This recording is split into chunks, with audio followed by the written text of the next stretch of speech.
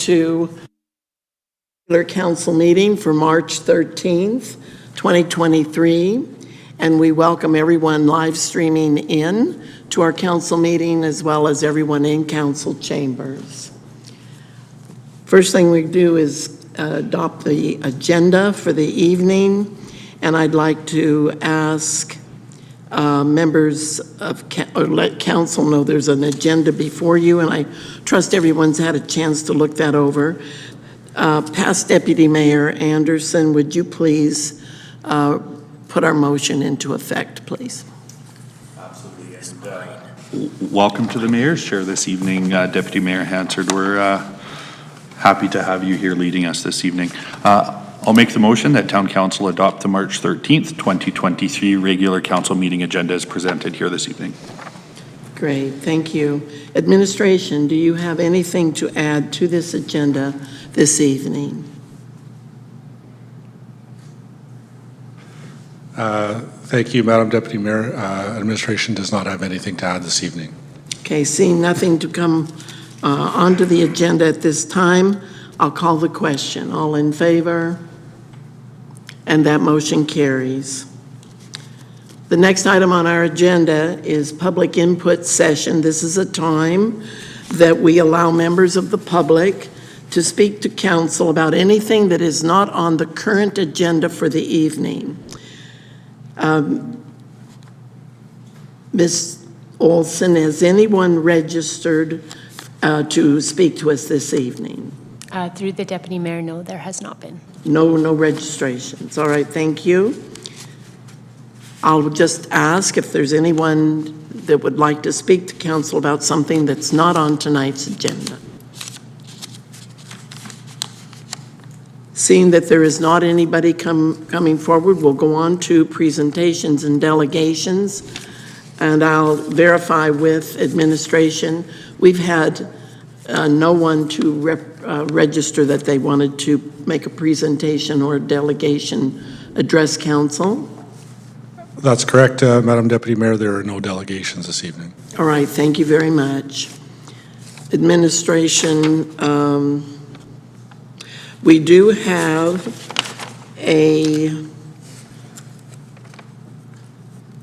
we will move to number 5 on our agenda, which is the statutory public hearing. Administration, would you please proceed with your presentation to us this evening? Deputy Mayor, there are no statutory public hearings this evening, and staff will be speaking to the bylaw later on in the agenda. Okay, I think I got ahead of myself. So we need to, we're not in the right place, so I'm going to go back to adoption of council minutes. Thank you. Councillor Meyer, would you please put forward the motion for council minutes? Adoption of council minutes, yes. Thank you, Deputy Mayor. The Town Council approved the February 27th, 2023 regular council meeting minutes as presented. Thank you. Members of council, you've had an opportunity to read these minutes and review. Is there any item of note, errors, omissions, or corrections you'd like to make? Councillor Laurie. Thank you, Madam Deputy Mayor. Page 12 of our package on the motion for the land use bylaw for, it actually, I believe, was the motion for third reading. The motion itself is repetitive. It says give second reading, although the motion before was give second reading, as well as it appears Councillor Loyne's vote is missing. So this is bylaw 2679/LUO/23, third reading, 31/02/23/SP. So again, in the wording, it's repetitive as second reading instead of third reading. And then in the votes, it's missing Councillor Loyne's, which I believe was an in favor vote, and Councillor Loyne's can confirm that. Thank you. Yes, it was in favor. Okay. We have to have that in the minutes, so administration will look after that. Correction? Thank you. Is there anything else that anyone had to comment on or correct in the council minutes. And this is from February 27 meeting. Yes, Councillor Loynes. Thank you, Madam Deputy Mayor.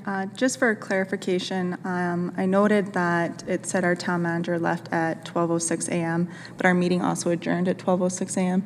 Is there a reason that he was indicated to have left the meeting early, or why there was a time of leaving?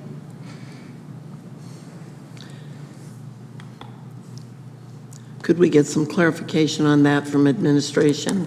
If the meeting's ended, we don't usually note people to have come and gone, as if they had left before the end of the meeting. Madam Deputy Mayor, we can take a quick look at that. On face value, without having talked to staff specifically, I would expect that we could probably remove that time, where it's noted that I left at 12:06. So I think that is when the meeting adjourned. I'm not sure if there was a reason for it. If there is, we would let you know. Otherwise, we would probably just strike that from the minutes. It was a very long meeting, but I do believe you rose about the same time as everybody else. I was going to leave So we at would not that want to meeting, accuse you of leaving early at Yeah. 12:06 a.m. I probably would have left a lot earlier, actually, at that moment. Okay, Thank you. very good. Thank you, Councillor Loynes. With those two items noted and correction. Sorry, we have another one? Yeah. Okay, Councillor Laurie. Thank you, Madam Deputy Mayor, and thank you, Councillor Anderson, for noting this. Just a question through to administration. Given the length of this meeting, there was a motion and a vote in order for the meeting to be extended beyond 11 p.m. Do not see that noted in the minutes. Is that something that we require to be noted in the minutes? I believe so, Madam Deputy Mayor, and we can check into that and make that change as well. Well, I think we can all attest that there was a motion. We all voted for it. So if you can get that correction made. And these minutes will come back to us at a future time, or were they just corrected? Madam Deputy Mayor, I believe we would just make those noted corrections. Okay. We certainly want our record to be correct. All right, is there anything else?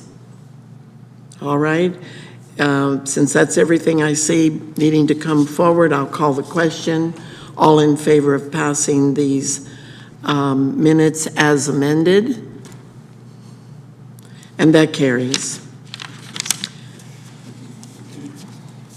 Council Board and Committee meeting minutes. Councillor Palechko, would you come forward with the motion, please? Yes, thank you, Deputy Mayor. The Town Council received the Council Board and Committee minutes for information. Are there any questions or comments on the committee meeting minutes? Seeing none, I'll call the question. All in favor? And that is carried. We're now on to our bylaws, and we do have a bylaw this evening that is before us for first reading of the land use omnibus land use bylaw omnibus. Administration, we'll start with a presentation from you about this bylaw, please.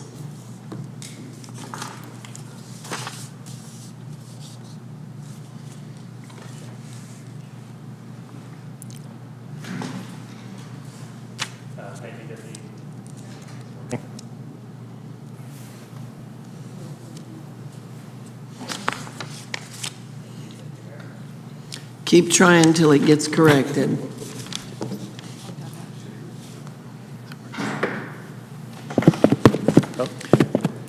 Test, there it is. Okay. Thank you, Deputy Mayor and Council. Fox Creek. Thank you, Deputy Mayor and Council. Tonight we have a bylaw update for the LUB Omnibus bylaw for Council's consideration. These updates reflect some of administration's observations over the past year since the last update in 2022, and also incorporate some comments that we've received from industry and the town at large to make the LUB better reflect requests that the town is seeing for its land uses. The town's development supervisor is here tonight with a presentation and will also help to take any questions that council may have on this process. I'll now pass it over to the Development Supervisor. Thank you, Mr. Newstead. Good evening, Madam Deputy Mayor, Council. So as mentioned, this is item 8.1 in your agenda, which is the first reading for bylaw 2671 LUO 23, Land Use Bylaw Omnibus 2023.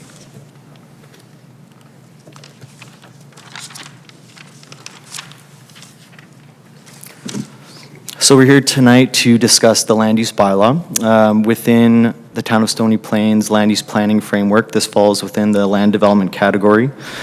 So the land use bylaw essentially divides the town up into districts which govern the size, location of buildings, as well as uses of the land. So just a brief kind of history of most recent administrative updates to the land use bylaw. In 2021, we did perform an administrative update to the land use bylaw, which incorporated approximately 5 years of recorded requests and updates. Later in that year, the bylaw was amended as a result of cannabis legalization, included some implementation items for the land use bylaw. And last year, we began the yearly process of a land use bylaw omnibus. However, we also did use that time as or that bylaw amendment as a bit of a vehicle for some strategy implementation. And this year, we see a really true administrative update to the land use bylaw and a continuation of the yearly update process. So as I mentioned, last year's omnibus did present a significant vehicle and shift for the town in policy. This year, it is really a true administrative update that focuses on some red tape reduction as well as some items to ensure excellent service delivery. So here's a summary of the changes. And I will also mention that, the draft was circulated to stakeholders, including our main development partners being UDI and CHBA, as well as some adjacent municipalities. So let's take a look at some of the changes in more detail. So change of use requirements. The majority of changes of use no longer require a development permit in this proposed land use bylaw. There are some uses which will continue to require a development permit, and these are uses that may present some impacts. Temporary events has now been clarified. A specific timeline has been associated, so this just provides clarity to the public on when they may or may not require a permit. Private road widths have been moved to a general regulation section to ensure that the intent of the bylaw for the size of the road widths is clear and consistent across residential areas.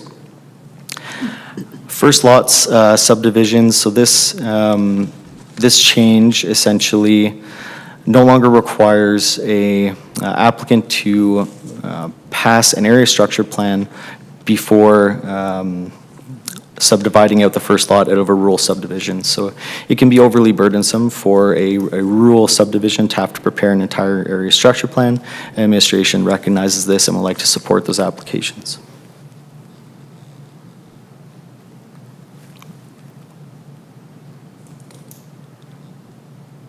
Sorry, just a little bit of lag time there.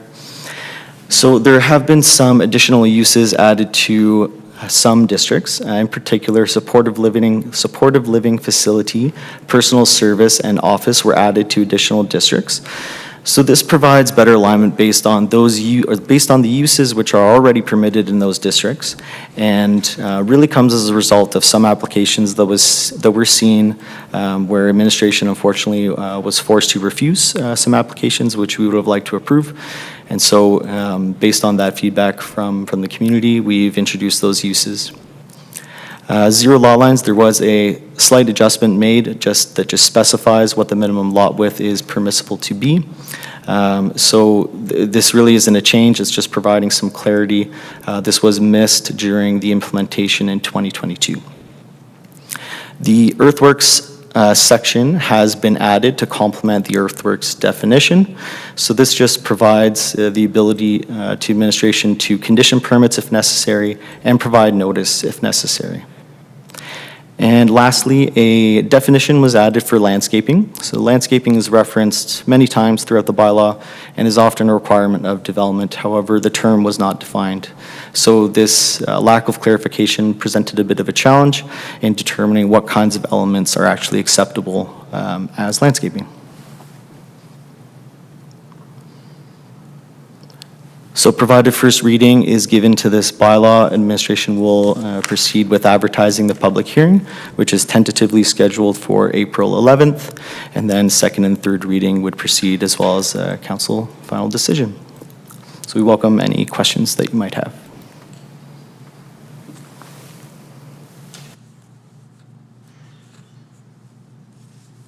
Is that everything? Thank you very much, administration, Mr. Young.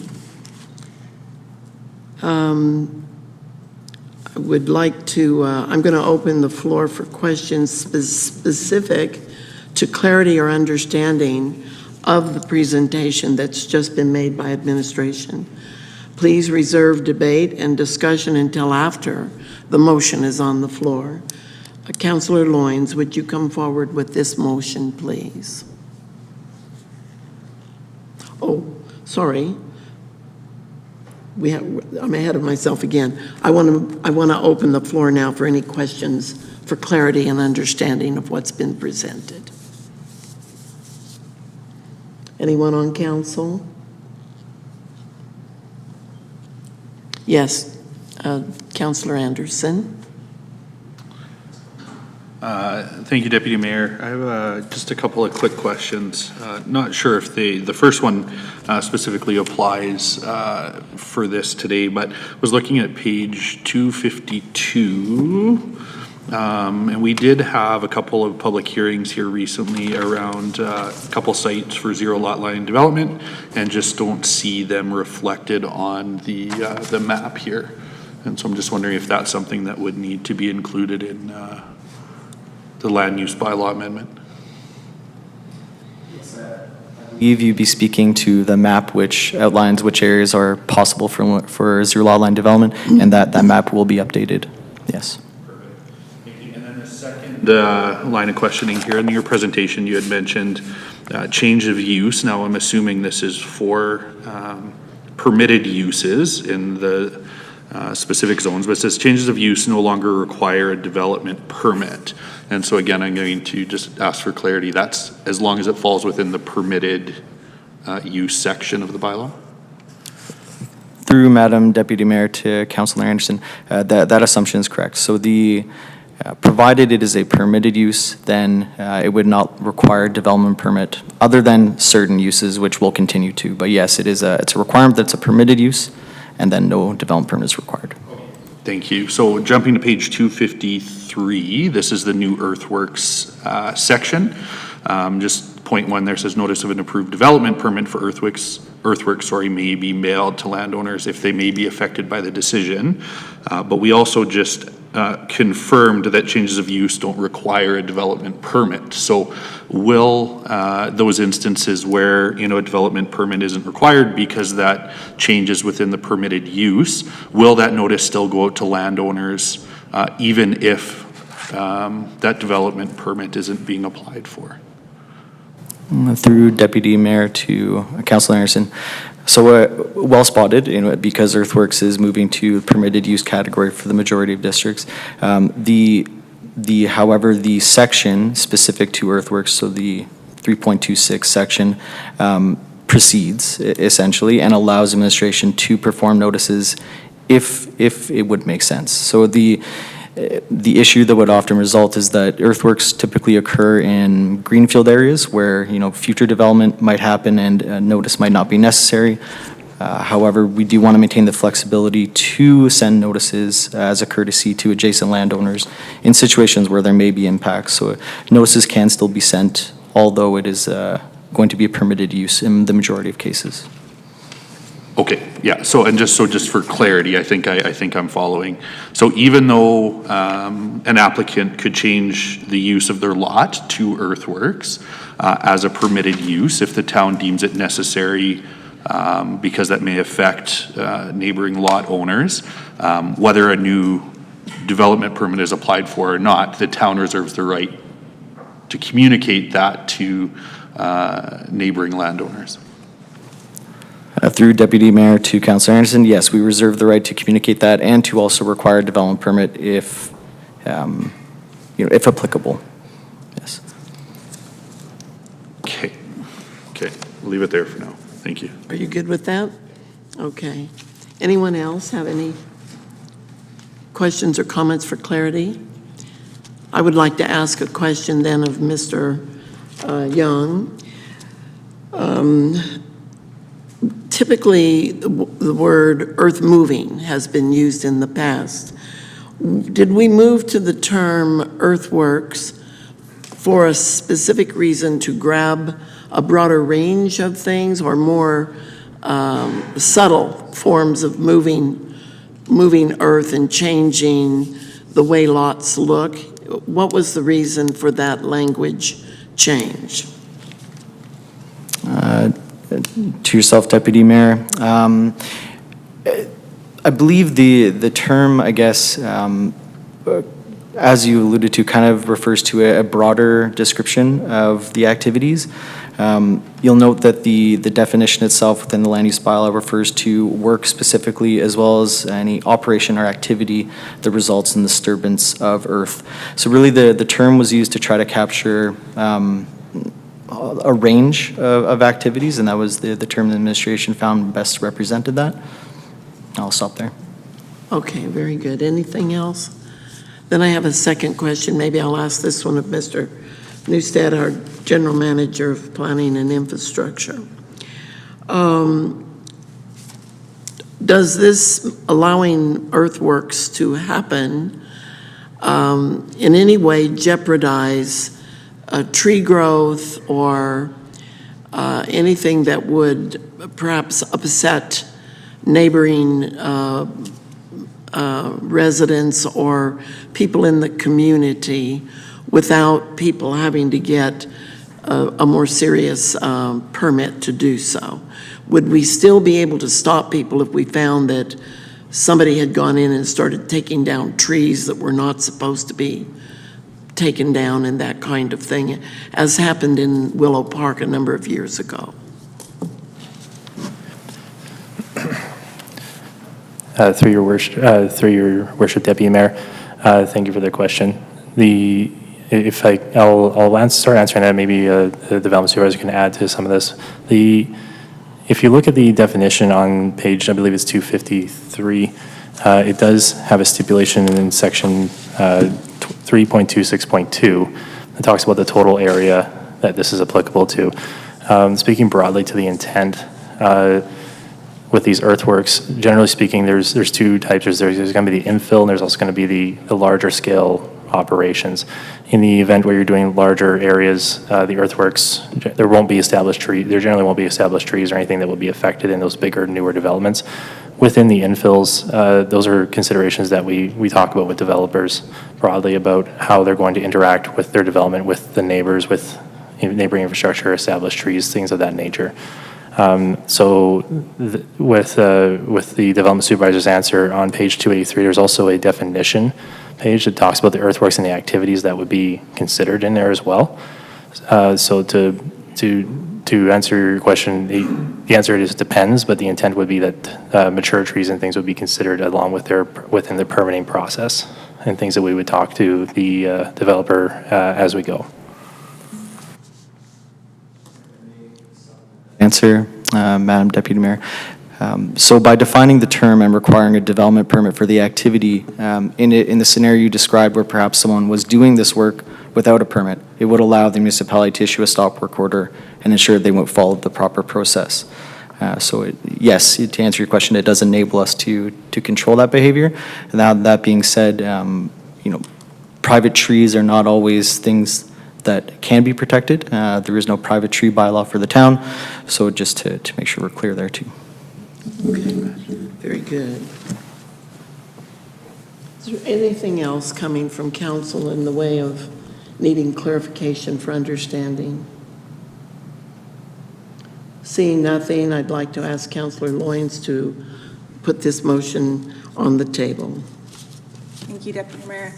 The Town Council give first reading to bylaw 2671/LUO/23 to repeal the land use bylaw 2654/LUO/22 and adopt a new land use bylaw and authorize admin to proceed with newspaper advertisements and notifications of public hearings to be held on April 11th, 2023 for bylaw 2671/LUO/23. All right, we have a motion before us. Are there any questions or conversation around that motion? Seeing none, I'll call the question. All in favor? And that carries. We're now at business items, and this evening we have the 2022 year-end operating results. Administration, would you please proceed with your presentation?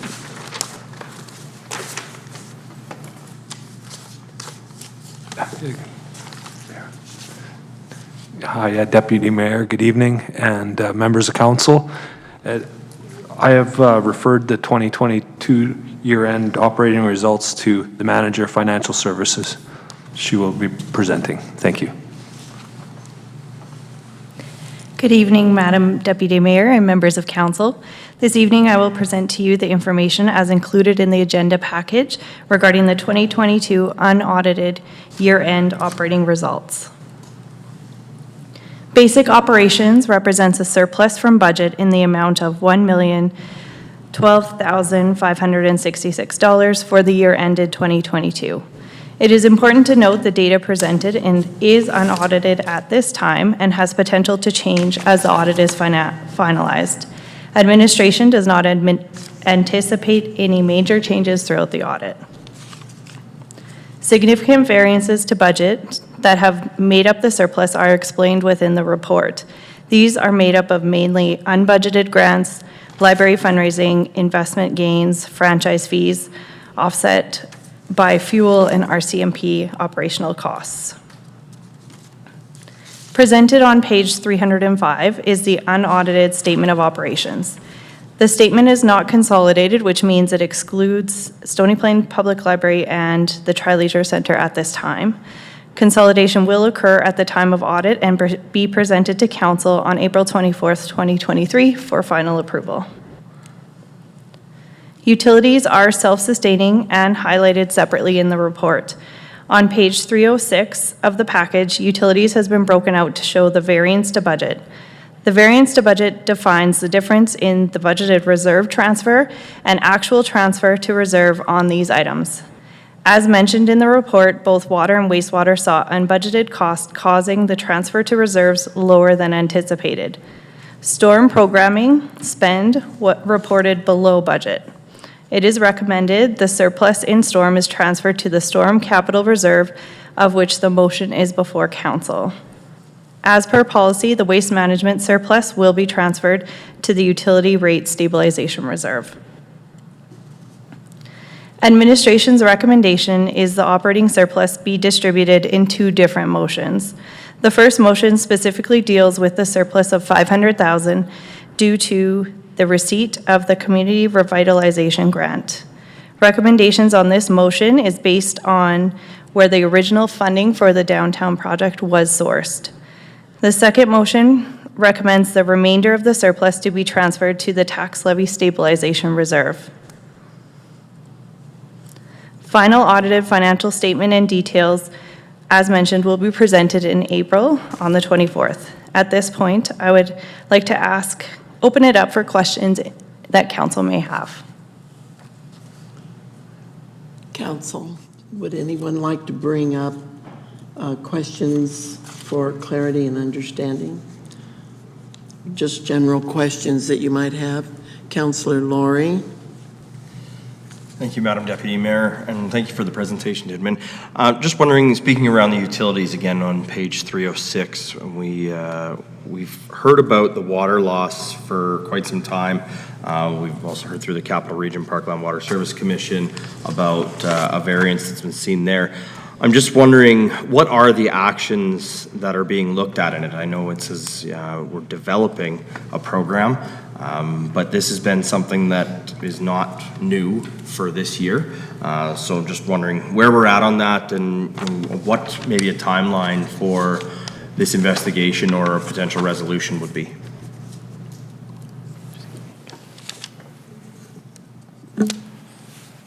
Through Deputy Mayor to Councillor Laurie, thank you for the question.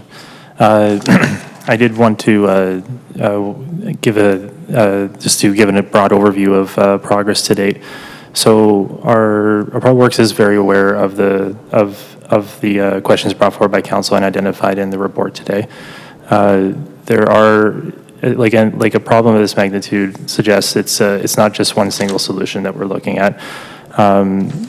The previous update to Council around this time last year talked about significant events such as things like the use of hydrants for fire flows, street sweeping, hydrant flushing, fire department training, things of that nature, meter errors, leaks and construction use from the previous update.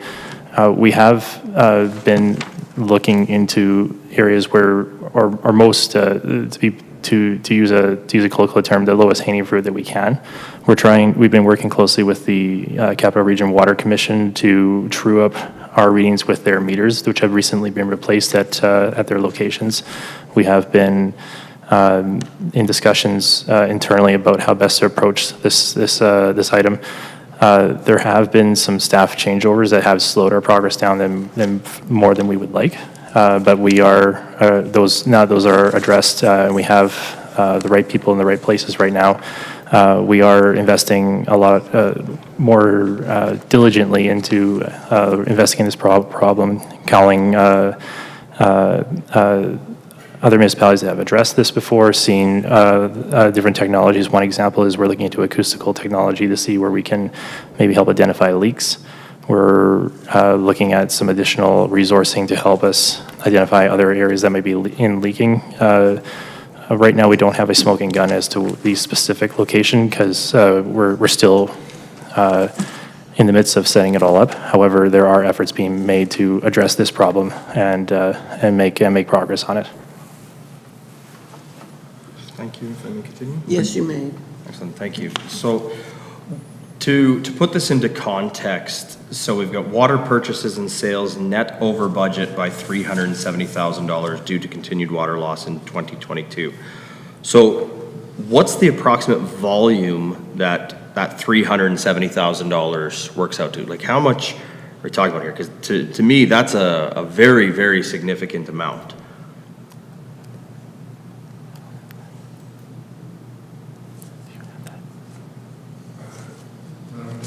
I don't believe we know unless someone on the team here knows the volume amount, I don't believe we have that answer right now. Okay, well, maybe that's something that we can get a follow-up on. Again, just to kind of summarize it, and I do appreciate the work is going forward, but again, this is not a new issue. This is something that we've been dealing with for quite some time, and it seems that the expenses are starting to ramp up significantly. Thankfully, we're in a position of surplus due to other factors, but being over budget $370,000 on the water loss alone is significantly concerning. Couple that with the fact of a little over $250,000 repair for the water main break that we had. That's again, thankfully we're in a position of surplus due to other areas, but when we look at receiving $700,000 in grants, without that $700,000 in grants, this alone would eat up essentially the remainder of the variance that was there in $563,000 worth over budget variance on it. So this is very concerning. Glad to hear of the work that's going on. A little disappointed that we've seen the delays that we've seen, but hopefully we can get some answers back to council soon. So to wrap that up, what type of reporting back to council is going to be considered on the progress on this so we can ensure we stay on top of it? Madam Deputy Mayor, we can certainly table as the process moves along, as we get a little cleaner and clearer on the exact steps to be taken, we can certainly table a report just to outline that. I would think probably like mid-year of this year as an update to say, here's where we're at, here's what we've looked at, worked on, done, changed, so on and so forth, and where we see it going from there. Maybe, Madam Deputy Mayor, if I could sum that up, I would see at least one report prior to year end, so to speak, as an update at minimum. Okay. Do you need further clarification? I hear a question coming. Thank you, Madam Deputy Mayor. I appreciate that from the town manager, and I appreciate the one update. My concern is seeing this continue to roll on to next year and the year after and the year after. And I'm concerned that this maybe is not as high on the priority list as it needs to be. Sitting on the Water Commission for quite some time, there was awareness of some challenges going on there. We've heard these awareness for several years here. At what point in time does this problem go from bad to worse? And it is a bit concerning when we are continuing to be left without answers on what's happening with it. And again, sorry, as I was doing it, I forgot the fact that because of the net revenue and the variance from the water to the wastewater, there was some challenges there in regards to that as well. So I'm not sure if a singular report between now and this same time next year quite covers what I'm looking for on this. I think this needs a much more detailed eye on it to ensure that there is progress and to ensure that a year from now, we are not sitting looking at a potential deficit of $500,000 or more in our budget because we haven't seen surpluses in other areas and we still haven't figured out this problem. Yeah, certainly, Madam Deputy Mayor, take that under consideration. I guess my hesitancy is to, a lot of these things, my own experience with them, for one, once you've identified if there's one or two specific issues, then you have one or two specific answers, and you can kind of plot out a project there. If there's a number of different ones, which it may be the case, then the fixes tend to be a little bit longer term. Having said that, I believe I guess what I would say, I'd like to make sure we have a good handle when we come into the chambers and say, here's what we think are the issues and what the solutions could be. And I see that as a once or maybe two-time report in a year, not not like monthly or even, bi-monthly updates. So, if there's an understanding on a semi-annual, like once, twice between now and I would say like this time next year, I think that's what I would put forward as a potential solution. Thank you, Madam Deputy Mayor. I'm sure administration will be diligent in making sure that these concerns are addressed, and I trust we will see the appropriate information come before council. Okay, thank you. Anyone else on council? Councillor Anderson. Thank you, Deputy Mayor. I'm just looking page 304 of our agenda package, just the RCMP contract line there in terms of a $300,000 overage for the year ending 2022. I jumped over to our corporate plan for 2023 moving forward, and I see that we did provide an increase in our proposed budget for this year. But I know a good portion of that was due to a new municipal employee, new peace officer position, and that sort of thing. Just curious, have we ensured that this overage that we saw last year is going to be accounted for in the 2023 budget year? Or are we going to need to make some adjustments moving forward to make sure we don't see a similar deficit at this time next year? Thank you through you, Madam Deputy Mayor, to Councillor Anderson and all of council. The amount that was budgeted for 2022 was directly provided by the RCMP, and so they provided a reconciliation, and there were overages in the areas that were listed out on page 304, mainly in like extra duty pay and staffing, and so when they have staff on leave, they need to backfill those positions, so some of that is situational. And then they had some other overages in the cost. So we are still utilizing the budget that the RCMP is providing us as our budget for 2023. And so I can't speak to whether some of those bumps could have been because of likely what they had already seen as trends in the 2022 budget versus actuals. However, I can't specifically guarantee that they have adjusted that or not, and that we may or may not see. I'm hopeful that we won't see any others, but given that it did increase as well, I'm a little bit making an assumption that they have made those adjustments. Okay, and thank you for that. What in our corporate plan, I think page 31, I'm looking at, we do have, an increase, and the variance is greater than 50,000 are explained, which is nice. And in the corporate plan, it does list a few things: peace officer, additional municipal employee. It also speaks to the RCMP contract increase. Do we happen to know what amount of that $815,000 increase is attributed to the contract increase as opposed to the inclusion of the additional positions, et cetera? Thank you, through you, Deputy Mayor, to all of council. I do know that amount, but don't have it at my fingertips right now. But if I have a chance, I can send that out to council after. It won't take long to find.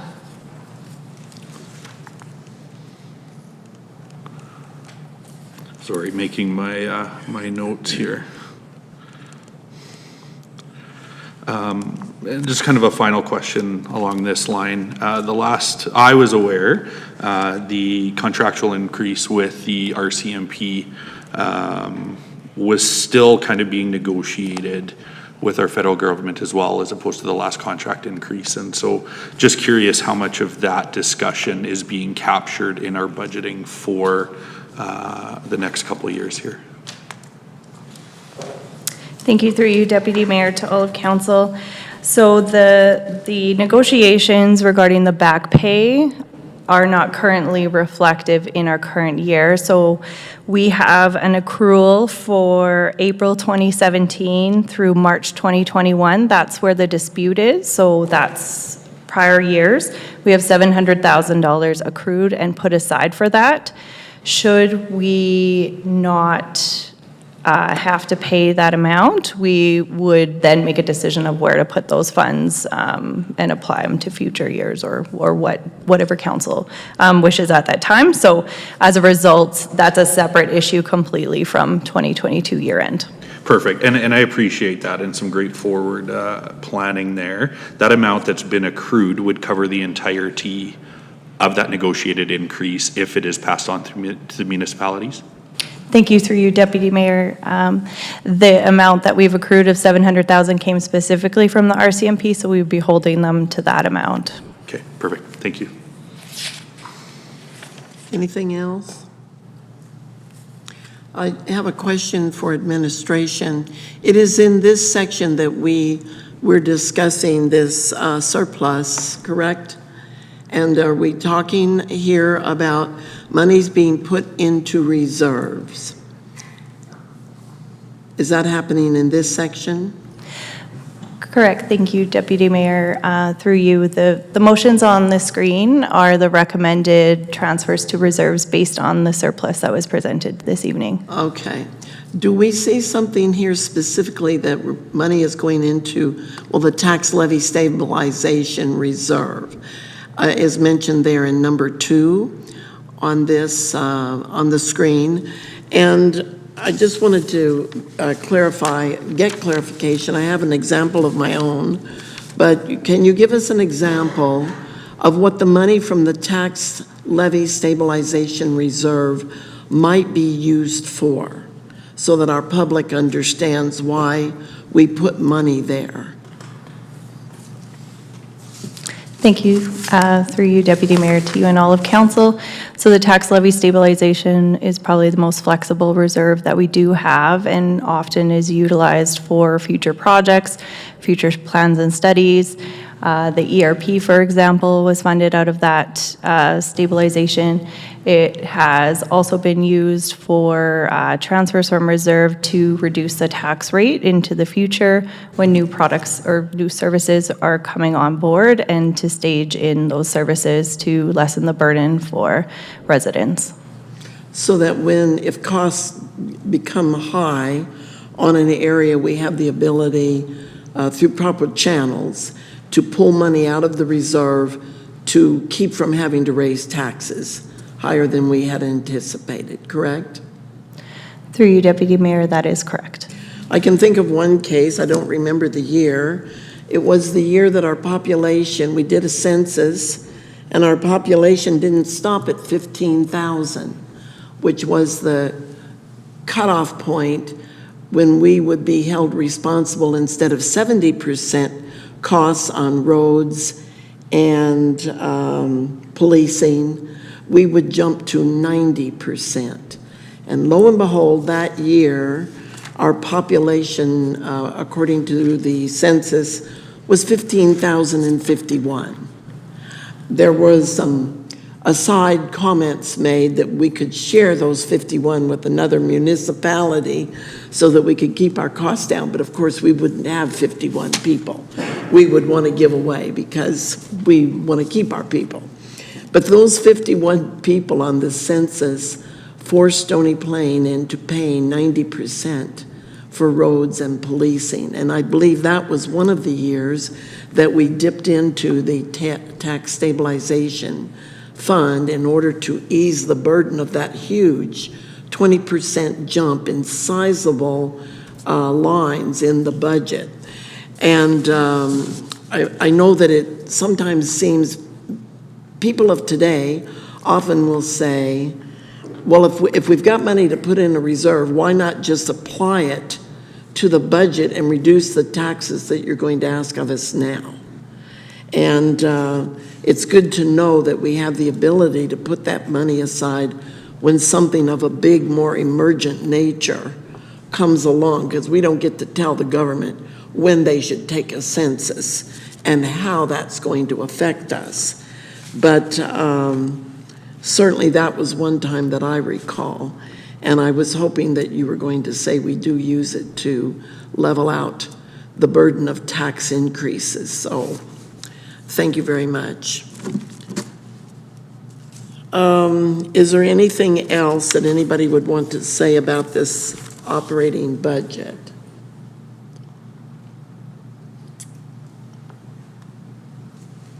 Okay, so it looks like the sum total is going to be $1,012,566 being moved into various reserves and used for good purposes for the residents of the town of Stony Plain. And at this time, I would like to ask Councillor Laurie to come forward with the motion. So thank you very much, Deputy Mayor. I'll move that Town Council approve the distribution of the $500,000 Community Revitalization Grant to the Roads Reserve for $100,000, the Water Reserve for $200,000, and the Wastewater Reserve for $200,000. That we approve the remaining operating surplus to the tax levy stabilization reserve, and approve the 2022 storm surplus of $165,824 to the storm capital reserve. Okay, thank you very much. Are there any questions or comments from council? I'd like to ask administration if any of those reserves could help cover costs for the questions that Councillor Laurie brought up earlier. If we run into a problem because of old infrastructure in the ground that we can't see, we don't know sometimes how bad it is until we dig it up, and then problems erupt. Would any of those funds help cover off some of those expenses? Thank you, Madam Deputy Mayor. Quick answer is yes. Reserve accounts in any of those, like specifically speaking to the water reserve, I believe is what was the reference with earlier this evening. So in theory, yes, the answer is that those are in fact where some funds would come either A, to fix something that's broken and needs to be fixed, or even to potentially fund any kind of contract work. I know there's a reference to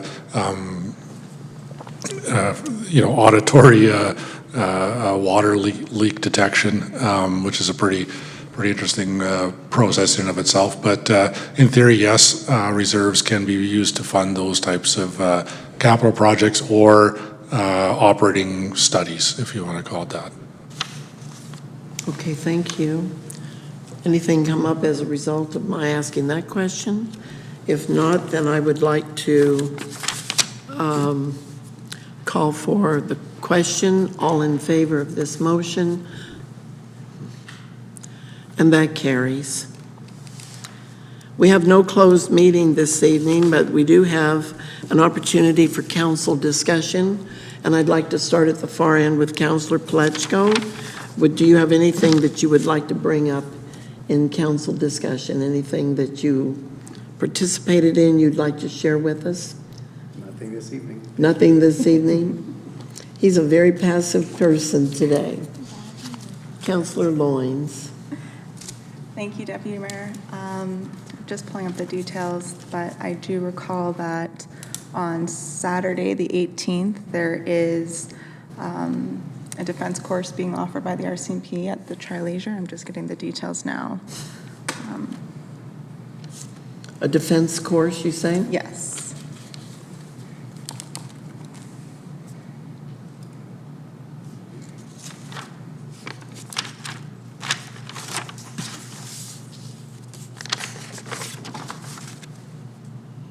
If you would like to move on, and I can bring it up in a second, that'd be great. You'd like me to come back to you? That'd be wonderful. All right, I'll move to Councillor Laurie. So thank you, Madam Deputy Mayor. Nothing too much this evening. I just want to express my thanks to the Meridian Foundation, as well as our MLA and the provincial and federal ministers that were a part of the presentation last Thursday. The award for a little over $14 million to the Meridian Foundation to go towards the construction of a new lodge in the region, this one to be in Spruce Grove. So very thankful that they were the recipients of those dollars. I know we had formerly passed a motion in council to help support that project, and I'm looking forward to the next phase of that now that they've had some of that funding secured. So that's all for me this evening. Very good, thank you. Councillor Anderson. Nothing for me this evening, thank you. Nothing, okay, you guys are going to be easy on me tonight. Councillor Meyer. Yes, thank you, Deputy Mayor. I would also echo Councillor Laurie's comments regarding the Whispering Waters announcement. That's a very exciting announcement for our region, as well as highlight the opportunity to attend the grand opening of the Country Nails and Country Handmade Creations. It's a small business who has made better utilization of their available space and partnered with some other local crafters and small businesses to just work together to be a successful small business in our town. So kudos to them, and I'm glad we got invited to that. Good, thank you. Is that everything?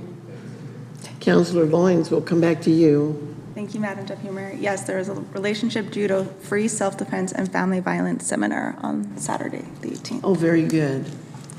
So I hope everyone makes note of that if you have an interest in that area.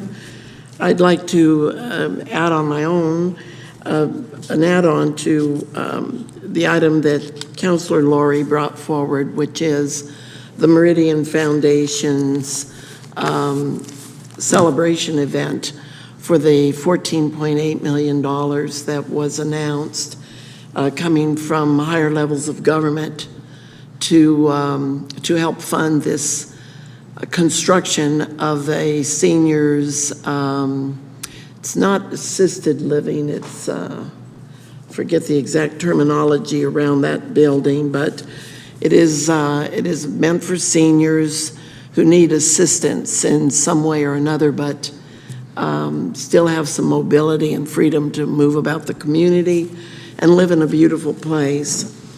I had one person ask a question about why is this being built in Spruce Grove, and I would like to simply say, it's about time.